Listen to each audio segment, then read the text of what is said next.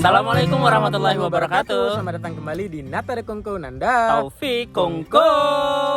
Nah, teman teman Kongko, Kongko. yes. Jadi kita sekarang ini kembali lagi kepada segmen Kita Indonesia. Kisah dan cerita tentang sejarah dan budaya Indonesia. Nah, jadi kan teman Kongko pastinya udah nonton kan Kita Indonesia sebelumnya, yaitu sekali. di Kerajaan Samudra ya. Kita Betul udah juga. kulik tentang Kerajaan Samudra gitu. Jadi silahkan nonton ya. Dan juga hari ini mungkin di belakang kita coba lihat. Itu apa tuh? Benteng Inong Bale. Nah, jadi hari ini kita akan ajak teman Kongko ya. Yes, untuk mengulik cerita dan sejarah bagaimana tentang Benteng Inong Bale ini. Iya, benar Jadi tetap di Natare Kongko. Nanda Taufik Kongko. Kongko.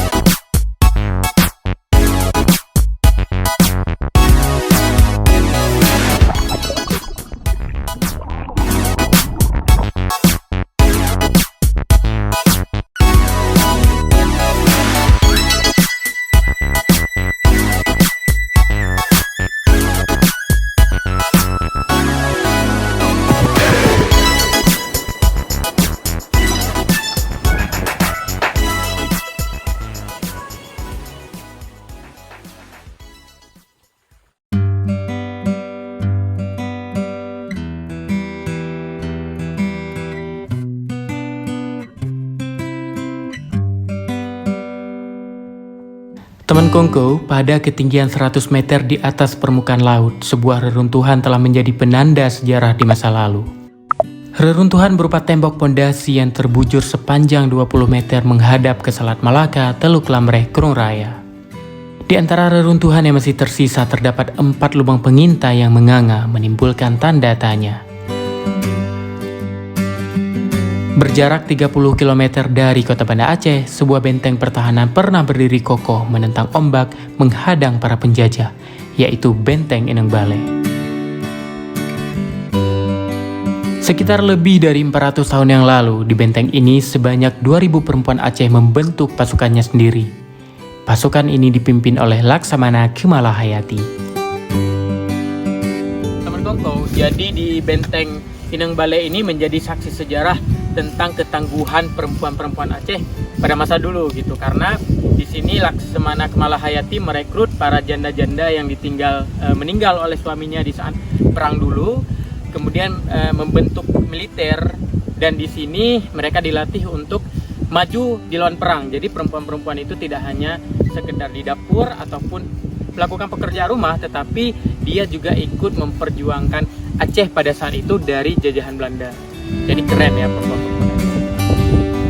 Nama benteng ini diambil dari nama pasukannya, yaitu pasukan Inong Bale. Inong Bale jika diartikan dalam bahasa Indonesia berarti para janda. Laksamana Kemalahayati merupakan janda dari Laksamana Zainal Abidin yang syahid saat pertempuran di Teluk Haru.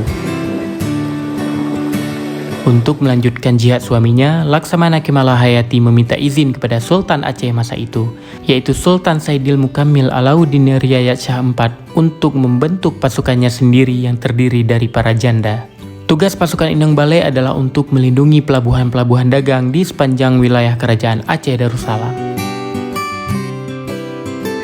Laksamana Kemalahayati adalah salah satu perempuan pejuang keturunan pendiri Kerajaan Aceh Darussalam, yaitu Sultan Ibrahim Ali Muqayyad Shah, Sultan pertama Kerajaan Aceh. Ayahnya bernama Laksamana Mahmud Shah, cucu dari Sultan Salahuddin Shah, Sultan kedua Kerajaan Aceh Darussalam. Kelihayannya di medan perang terbentuk saat ia mengikuti jejak ayah dan kakeknya menempuh pendidikan militer Angkatan Laut di Akademi Baitul Maqdis.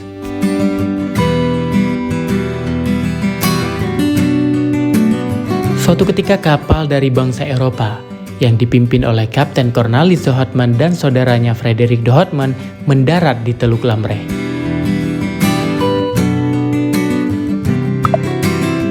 Mereka berperangai kurang sopan dan memaksa kehendak dengan semena-mena. Bahkan, sang kapten menghina Sultan Aceh. Hal ini mendorong kemarahan pasukan Inong Bale. Pertempuran pun tak terelakkan. Sejarah mencatat salah satu ketangguhan Laksamana Kemalahayati adalah saat ia mampu menancapkan rencong ke tubuh Cornelis de Houtman yang seketika tewas dalam tikamannya. Saat itu Laksamana Kemalahayati dan Cornelis de Houtman bertarung secara duel 1 lawan 1 di geladak kapal. Meski ia adalah seorang perempuan, namun ia tak pernah gentar menghadapi musuh lelaki. Peristiwa ini terjadi pada 11 September 1599. Ketangguhan Laksamana Kemalahayati masyhur hingga ke seantero bumi. Ia tercatat sebagai Laksamana perempuan pertama di dunia. Laksamana Kemalahayati gugur di usia 65 tahun. Dalam usianya yang sudah tua, ia masih memimpin perlawanan hingga pada 30 Juni 1615 ia syahid saat melindungi Teluk Lamreh dari serangan Portugis yang dipimpin oleh Laksamana Martim Alfonso de Castro. Ia kemudian dikebumikan di Desa Lamreh, Kecamatan Masjid Raya, Aceh Besar. Setelah 402 tahun sepeninggalnya, atas perjuangannya, Laksamana Kemalahayati diangkat menjadi pahlawan nasional pada 9 November 2017 oleh pemerintahan Indonesia.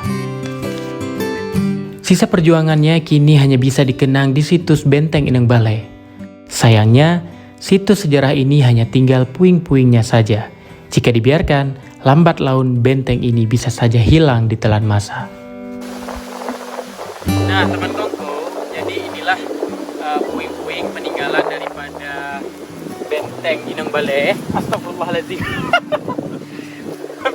Ini teman Kongko, di bawahnya jurang ya. Jadi ternyata benteng ini karena abrasi mungkin ya, karena di sampingnya langsung berhadapan dengan Teluk Lamreh, jadi akibat abrasi juga, jadi inilah bisa puing-puing daripada benteng Ineng Balai ini. Tapi karena pemandangannya juga bagus, jadi sambil belajar sejarah kita juga mendapatkan pemandangan yang indah.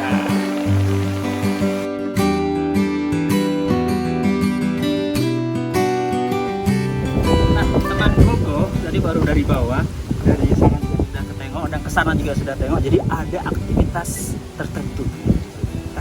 Bukan, jadi di sini ada aktivitas camping orang-orang yang sekaligus melihat benteng dan juga camping pastinya. Jadi teman Koko kalau ke sini selain bisa yang namanya melihat sejarah, melihat puing-puingnya ini, tapi juga bisa camping, menikmati alam pastinya seperti yang di belakang kita ini. Pokoknya teman Koko kalau ke sini gak akan mengecewakan deh pokoknya. Kita kira lagi. Teman Kongko, selain berwisata sejarah, di sini kita juga bisa camping bersama teman atau keluarga.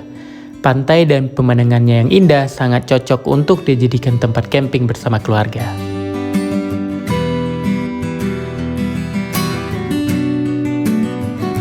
Nah, teman Kongko, itu dia cerita tentang Benteng Ineng Balai. Nah, di sepanjang jalan ini ternyata selain Benteng Ineng Balai, sebelumnya kita juga udah share video tentang benteng-benteng lainnya ya. Ya, dan untuk teman Kongko yang mungkin belum sempat lihat, silahkan klik ya video ini karena memang kita udah kupas secara kisah sendiri ya tentang benteng itu gitu. Nah, tapi ngomongin tentang Benteng Ineng Balai, ternyata perempuan-perempuan pada zaman dahulu kala itu memang luar biasa banget ya. Tangguh banget ya kan. Dan mungkin semangat itu juga bisa kita bawa sekarang ya kan. Tapi nggak hanya untuk perempuan juga, untuk laki-laki juga gitu. Tapi perempuan juga zaman sekarang tetap berjuang juga dong. Cuman mungkin dalam versi berbeda. Sesuai dengan era apa namanya? Gen Z apa sekarang? Ya, era milenial. Yes, benar banget. Yang penting tetap berjuang ya. Nah, menunjukkan marwah kita sebagai orang Aceh, orang Indonesia. Gitu. Nah, tentunya teman Kongko jangan lupa untuk terus ikutin kita di video-video lainnya dengan cara subscribe, like, share, dan juga komen video-video kita supaya kita tetap semangat nih kan menyajikan video-video terbaik kepada teman Kongko di luar sana. Sekali. Dan sekarang karena sudah sore juga, sudah mau maghrib, terlihat dari warna langitnya yang sudah turun ya. Bukan warna langitnya, warnanya udah bagus. Matahari sudah turun. Kita juga pengen menikmati senja mungkin sedikit ya kan. Jadi kita mohon pamit ya. Undur diri. Akhirnya saya Taufik dan Anda. Sampai jumpa di Nata de Kongko. Wassalamualaikum warahmatullahi wabarakatuh.